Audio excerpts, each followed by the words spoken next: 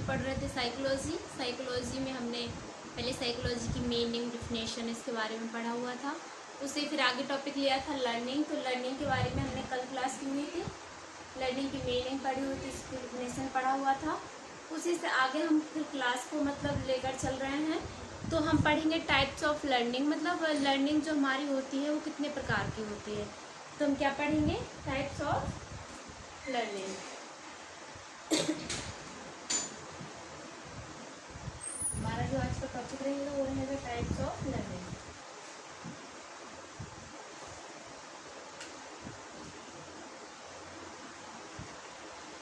Types of learning,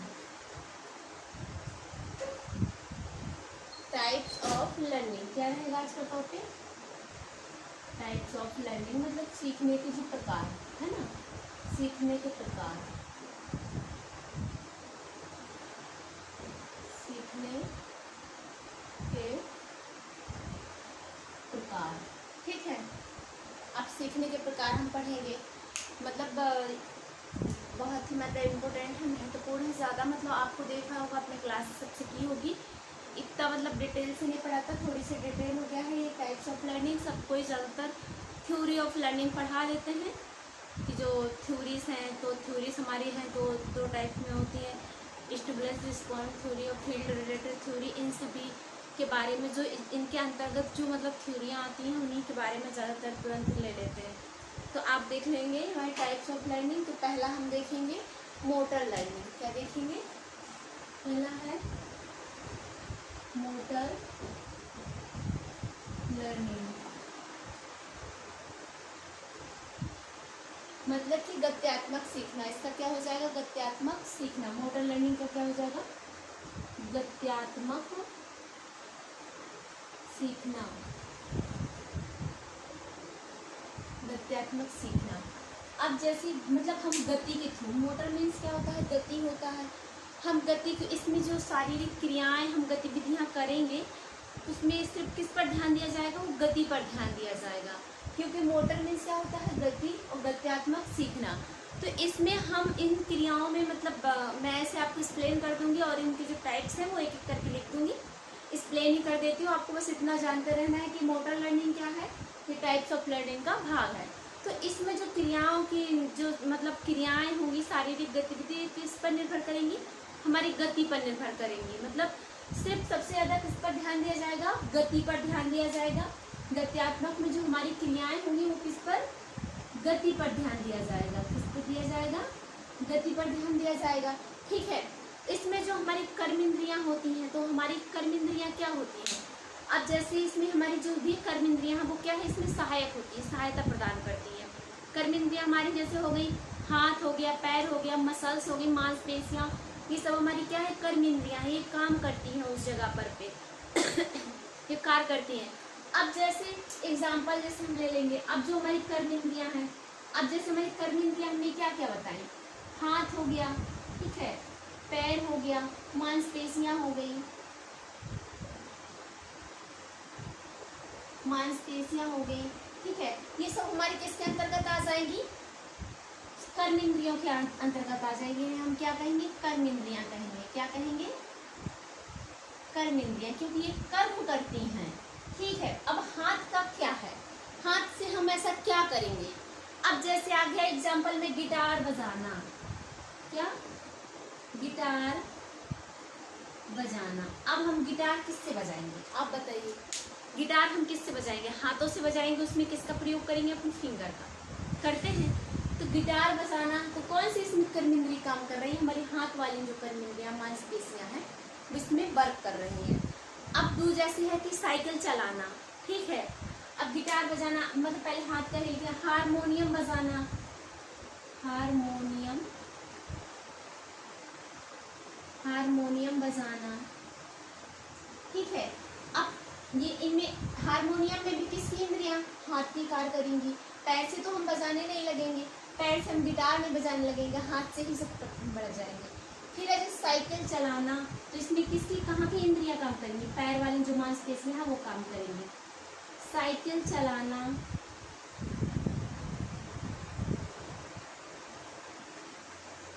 cycle चलाना हो गया, और फिर हो गया कोई भी हम स्किल सीख रहे हैं, जैसे कोई भी स्किल XYZ, कोई भी स्किल सीखना आदि।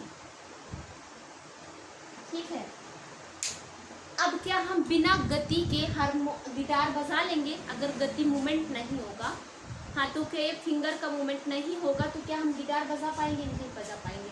हारमोनियम बजाने के लिए भी सही है, साइकिल चलाने के लिए पैर की मांसपेशियां कार्य करती हैं। स्किल जैसे हम कोई सीखना चाह रहे हैं, जैसे कोई भी हमें स्किल सीखनी है, तो इसमें क्या है, हमारी कर्मेंद्रियों के साथ साथ हमारी क्या गति भी सहायक होगी और मांसपेशियां भी हमारी सहायक होती हैं। ठीक है, अब हम दूसरा देखेंगे वर्बल लर्निंग। पहला क्या था? मोटर लर्निंग, गत्यात्मक सीखना, इसमें गति पर ध्यान दिया जाता है। इसमें जो भी हम स्किल सीखेंगे सबको क्या है, गति पर ही आधारित होंगी, उसमें सब में गति होगी। ठीक है, अब दूसरा हम देखेंगे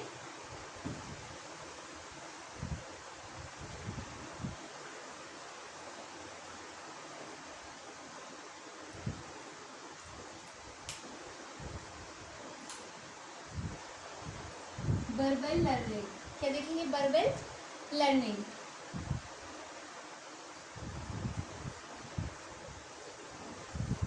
वर्बल लर्निंग, इसमें हो जाएगा शाब्दिक या वाचिक सीखना।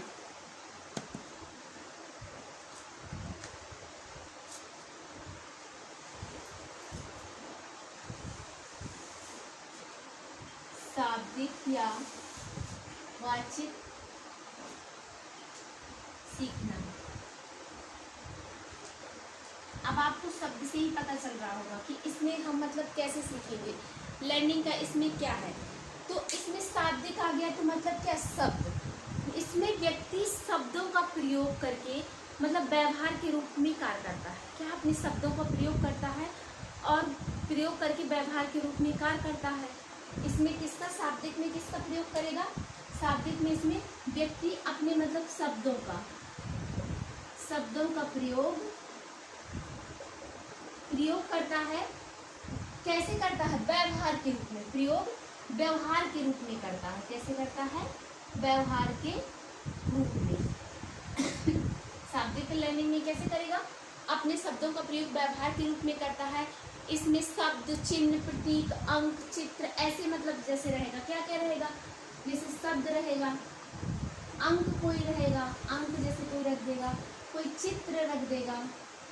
ठीक है, कोई चित्र रख देगा, कोई चिन्ह रख देगा, कोई प्रतीक रख देगा,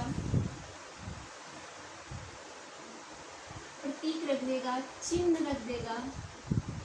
चिन्ह है जैसे के द्वारा मतलब कुछ सीख रहा होता है, चिन्ह के द्वारा कुछ सीख रहा होता है व्यक्ति।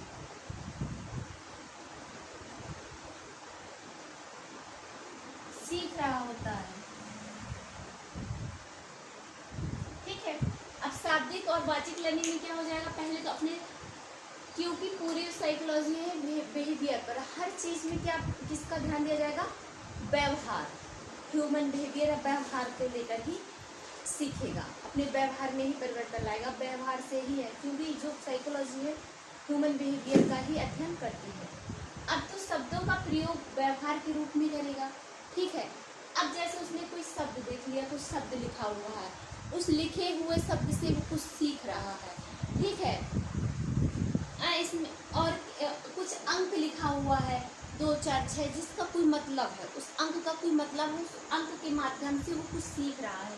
अब कोई चित्र है, मोटिवेशनल चित्र है, या किसी का ऐसा डायग्राम है जिसको देख करके हम उससे कुछ क्या करेंगे? सीखेंगे, ऑब्जर्व करेंगे। कोई प्रतीक है, कोई चिन्ह है, इन सब से क्या है? सीख रहा होता है।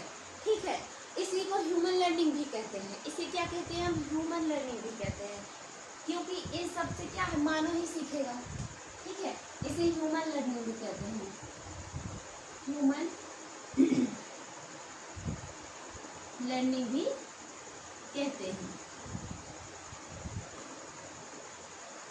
ठीक, अब मतलब वर्बल लर्निंग में आपने समझ लिया कि वर्बल लर्निंग को हम क्या कहते हैं? शाब्दिक या वाचिक लर्निंग। ठीक है, वॉच करके हम मतलब शब्द को देख कर क्या करते हैं? वॉच करते हैं, देखते हैं और सीखते हैं।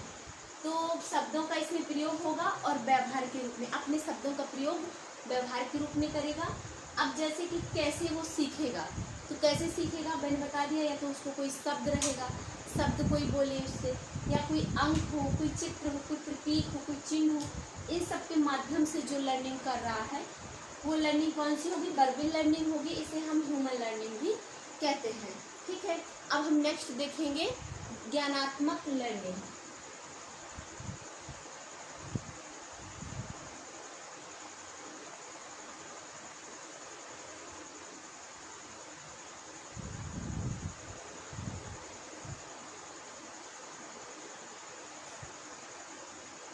अगला है 3rd नंबर, ज्ञानात्मक लर्निंग। ठीक है, अब ज्ञान के माध्यम से इसमें क्या करेगा, वो कुछ सीखेगा। जैसे कोई मतलब भावात्मक है, बहुत ज़्यादा भावात्मक रूप से, रहस्यवादी, जैसे उसको ज्ञान है, नॉलेज है बहुत ज़्यादा, या आत्मज्ञानी है, ज्ञान संबंधी, इसमें सब चीज़ें कैसे आएंगी, जो भी चीज़ें आएंगी वो ज्ञान संबंधी आएंगी। कैसे आएंगी, ज्ञान संबंधी। हम उसी ज्ञान संबंधी बातों के थ्रू सीखते हैं। जैसे कि कोई आत्मज्ञानी है, पहले से अपना मतलब जान रहा है कि क्या होने वाला, आत्मज्ञानी। रहस्यवादी, अब रहस्यवादी हो गया, और इसमें भावात्मक रूप छुपा रहता है। कैसा रूप छुपा रहता है, भावात्मक। भावात्मक। अब उसमें क्या है, ज्ञानात्मक में पहले तो भावात्मक ही रहेगा वो। अब उसमें कोई हमें बहुत ज्ञानी मिल गया, बहुत ज्ञान संबंधी बातें कर रहा है, उसको बहुत नॉलेज है, वो अपनी नॉलेज को हम लोगों को बता रहा है। या आत्मज्ञानी है, उसको पहले से ही वो अपना चिंतन मनन कर रहा है, उसको बहुत ज्ञान है पहले से, जिसको। और फिर रहस्यवादी, जो बहुत रहस्य की बातें हैं उन सब के बारे में ज्ञान कर रहा है। तो हम कैसे ज्ञानात्मक लर्निंग, उससे भी हम अपने ज्ञान सीखेंगे। फिर अगला है प्रतिक्रियात्मक रिस्पॉन्स। ठीक है, अगला है 4 नंबर, प्रतिक्रियात्मक रिस्पॉन्स।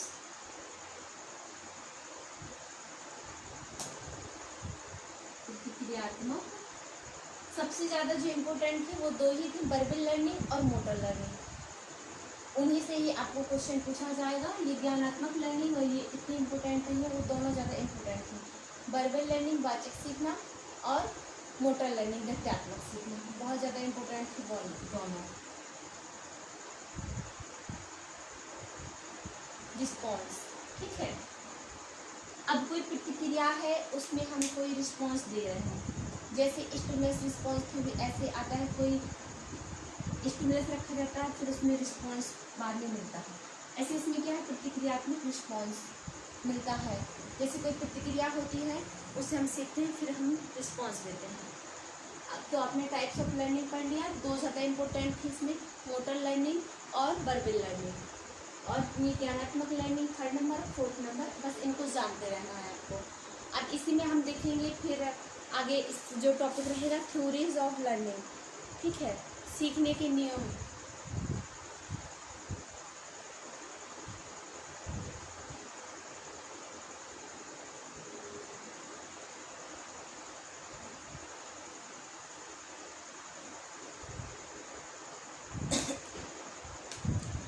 जो कल रहेगा टॉपिक हमारा सीखने के नियम। क्या रहेगा, सीखने के नियम, theories of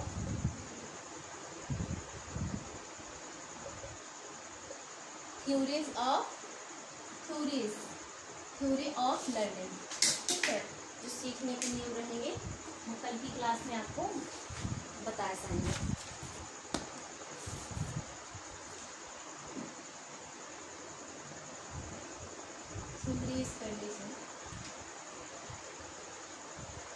theories of learning, सीखने के नियम।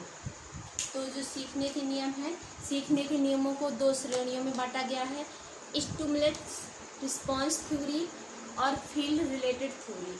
जो स्टिमुलस रिस्पॉन्स थ्योरी रहेगा तो उसमें पहले स्टिमुलस रखा जाएगा, फिर उसके बाद रिस्पॉन्स दिया जाएगा। और इसमें फील्ड रिलेटेड में भी, इसके अंतर्गत भी कई थ्योरियाँ आती हैं। तो हम पहले स्टिमुलस रिस्पॉन्स थ्योरी के बारे में ही पढ़ेंगे, कल की क्लास में जैसे कि स्टिमुलस रिस्पांस थ्योरी में जैसे आ जाती है ट्रायल एंड एरर थ्योरी हो गया, और कंडीशनल रिस्पांस थ्योरी हो गया। ट्रायल एंड एरर थ्योरी किसने दिया, किस पर इसका प्रयोग किया गया, कैसे रिस्पांस इसमें पाया गया, इन सब के बारे में पढ़ेंगे। कंडीशनल रिस्पांस थ्योरी किसने दी, इसका प्रतिपादन किसने किया, किस में इसका प्रयोग किया गया, और स्किनर की थ्योरी भी है इसमें,